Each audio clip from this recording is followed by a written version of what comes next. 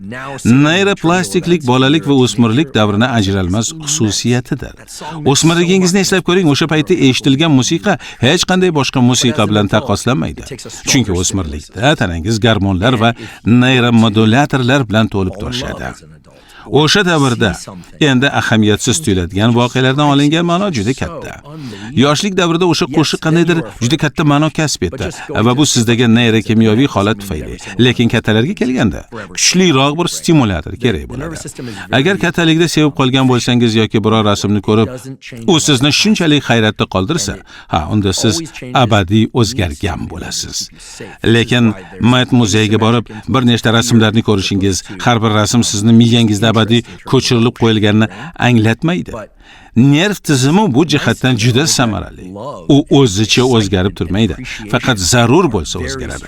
Agar sizni xavfsiz saqlash uchun zarur bo'lsa, albatta.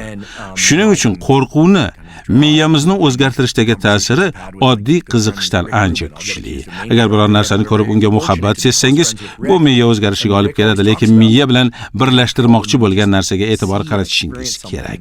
Uni bajarishda hushyor bo'ling, keyin albatta dam olish uchun vaqt ajrating.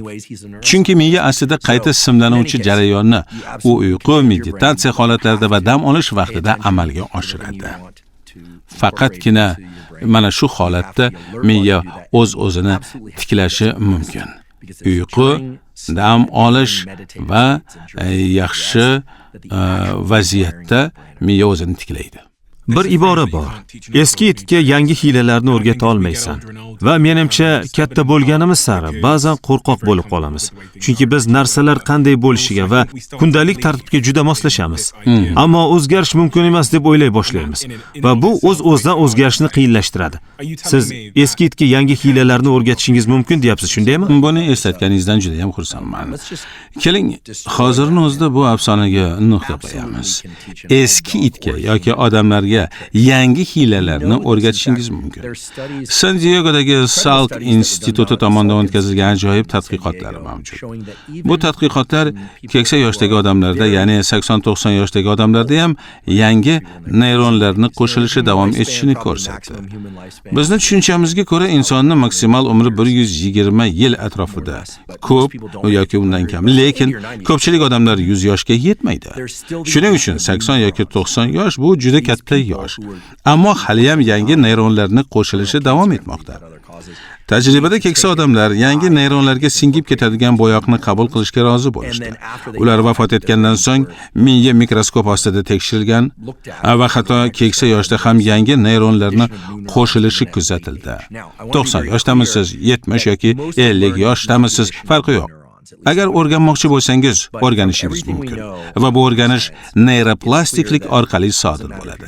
Ya'ni neyron aloqalarining qayta tartiblanishi, ayrim aloqalarning kuchayishi, boshqalarning zaiflashishi va ba'zi noyob hollarda yangi neyronlarning qo'shilishi. Miya o'zgarishi hayotni har bir bosqichida mutlaqo haqiqatdir va bunga ishonish kerak. Ushbu podkast qiymat loyihasi tomonidan tarjima qilingan. Podkastning to'lig'ini ko'rmoqchi bo'lsangiz, qiymat yopiq hamjamiyatiga qo'shilishingiz mumkin. Bu orqali siz loyihani qo'llab-quvvatlaysiz va bu kabi uzun va sifatli kontentni tarjima qilishga yordam berasiz.